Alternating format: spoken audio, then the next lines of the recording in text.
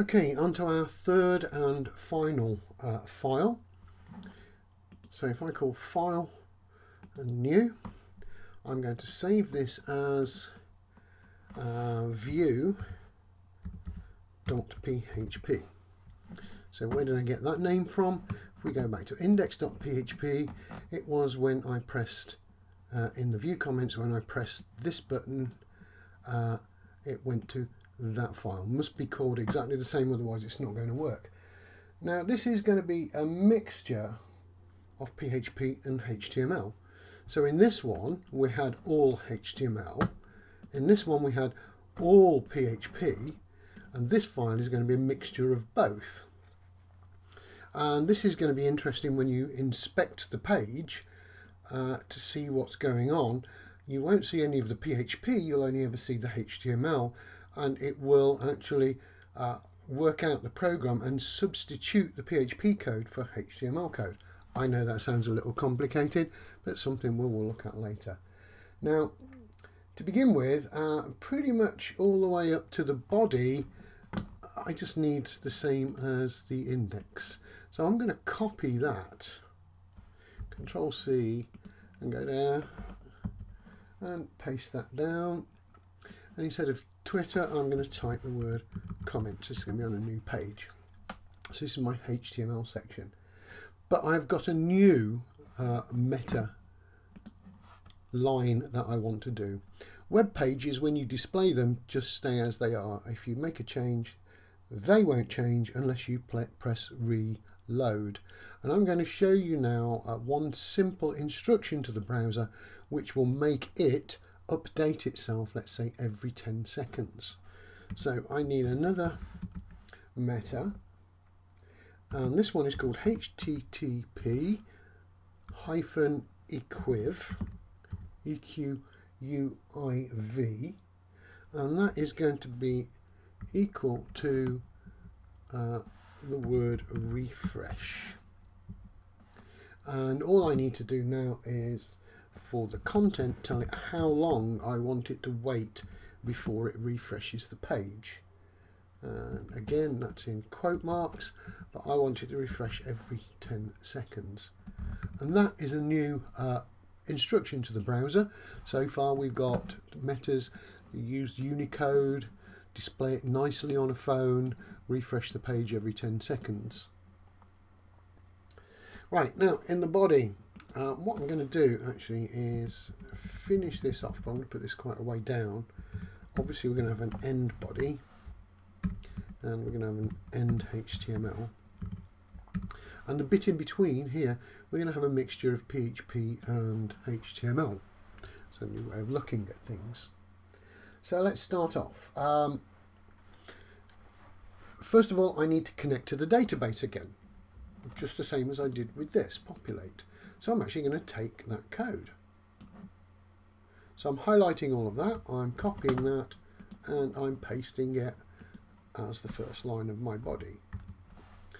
And what's missing there is the end of the PHP, the matchup.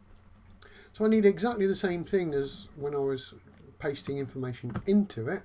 I need to connect to it to get the information out. And in fact, I need a couple more of them. In fact, I could just choose these lines as well. So make the connection and then finish or get out of the page if there's an error. So let's just make some space there. And I've got those. So that's not bad. What we need to do is just shut this up a little bit, otherwise I'm going to run out of space on the screen. Now, this is where these two files change, populate and PHP. On this one, I wrote information to the database. This time I want to read information. I still need an SQL statement, so I'm going to type that. My SQL is equal to, and there's a new piece of language. Let's just put the template in, which says select, which means get, and you can see the word select here. Star means all, all of the fields. That would be ID, name and comment. Well, I don't want all of the fields. I just want the name and the comment. So I want the name and I want the comment, and oops, that should be a comma. I want the name and the comment, and I have to say from which table, because I have lots of tables in here, and the table I'm using is called comments. So from comments. Make sure you spell all of those correctly, otherwise it will fail. So that's my query. Get all the names and all the comments from the table comments. Now, we're going to have a variable called result, which is going to hold all of that data. So there may be 1,000 records, there may be 1,000,000 records come back, and result is going to hold all of them. So we need to make it work. So with the connection, we're going to run the query. Run the query SQL, the one that we just set up. So that's what that does. So it's going to run that query, and the results are going to be returned here. Now, if it's successful, we'll have a lot of comments. If it's or if there's an error, we won't have anything at all. There'll be no results. So I'm going to check that now. So I'm going to say that it's going to display the results on the page if there are any. And if there aren't, it's going to give me an error message. So I'm going to need one of those if statements, because I'm going to check that first of all, if there are any results. So that is if my variable result has a number of rows. Think of a spreadsheet there with one record per row, and if that is more than 0, if the number of rows is bigger than nothing, okay, then we're okay. Else, so if it is 0, we're just going to print out echo no comments. So all we've got to do now is think about this number of rows. Now we're going to need a while loop because we don't know exactly how many there are. So I'm going to say that while there are still results to get, and this is quite a difficult statement to actually explain. So the row is going to be whatever's in the results, and it's got a special function called fetch association, or ASSOC. So that gets all the values or goes through each row in the results and stores each name and comment in row. So that would be the first name and comment, then it would be the second name and comment, then it would be the third name and comment, then the fourth name and comment, and that is how we are getting the information out. Not really GCSE material, well beyond that, more into A level and degree level, so I don't expect you to understand that, but it's simple enough to use. If you get into this and want to play with databases, then that will be a very common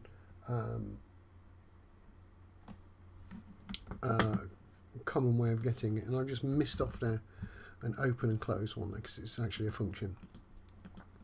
Right, so what we're going to do for each row, well, first of all, I'm going to do a paragraph. So I'm going to do a bit of HTML. I'm going to put a paragraph to begin it. So that's going to split up each one of my names and comments. Then I'm going to echo out the person's name who did it.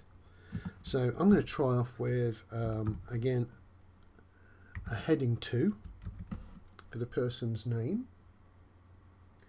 And then I'm going to join that to the value that we've got in the row for the person's name. And that's in square brackets and name. And I'm going to join that, concatenate that to the end H2. So I'm making a heading out of the person's name.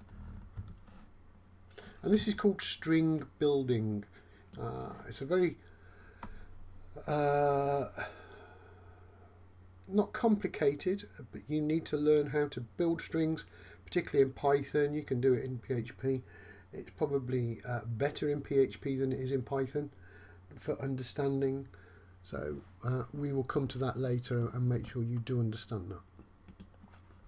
And finally, now that I've got their name, I want the comment that goes with the name. So I need to print out, and I'm just going to print the comment straight out. So that's row. So the variable row holds each row. It holds a name and it holds a comment. The row in square brackets, comment. So we're looking at these field names here, name and comment. And what I'm going to do there, because I opened a paragraph here, I'm going to close the paragraph here. So each name and comment will be enclosed in a paragraph.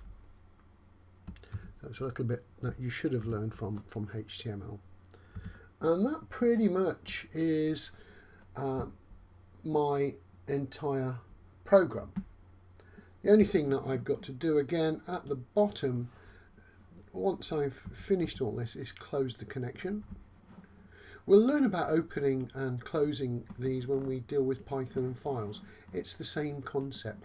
We open a file, we close a file, and if we don't, we get some difficulty. It might not be working for us next time we come to it. So I'm saying that the connection needs to be closed. So connection, close.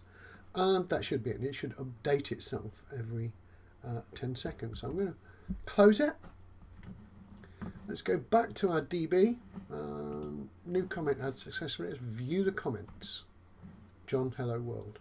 Now, what I'm going to do is start up another, go to the same place, DB, and I'm going to drag that out so I can start adding whoops, to drop that down, there we go. I'm going to start adding comments in here and posting them, and you should see them appear on this side. So let's call it Fred. Wow, this works. And it's not going to do anything until I click post. I've posted it. I'll wait 10 seconds. Actually, let's go back. Let's do another one. Fred again. How? And there we go. Is this so?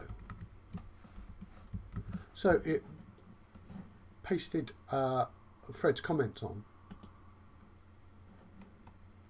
So let's write another comment. Let's do Eric.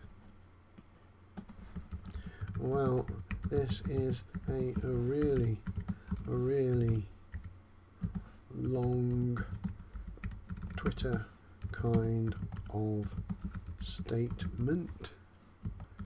Remember, we only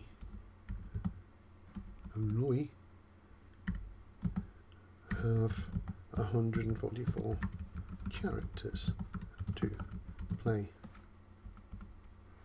with, and post that. Notice I don't need to keep clicking on the view. The minute I've posted my thing, 10 seconds later it should appear on here. Now this is okay, there's Eric, and there's his long statement. That's our program, hopefully up and working. It's not perfect because as this fills up, it's going to go off the screen. It would be better if really Eric would have been at the top, then the two Freds and John at the bottom. Or we limit the amount that you can see. There's a lot we can do I didn't want to go into it at the moment because that would have just added an extra level of complexity in the code. We just needed to get it working, and I think we've done just that. Hopefully you've got it working and can enjoy it. Don't forget, this is on yours, so if you need to add comments on somebody else's, you'll need to put their address up here and click on their page. Where is that? So you'll need to click on their website, Wilkinson KE or whoever it is, their DB folder if they've called it that, and you'll get this, and you could just keep adding comments into their database, or they could do it for you and keep adding comments into your database. So that's the entire thing done.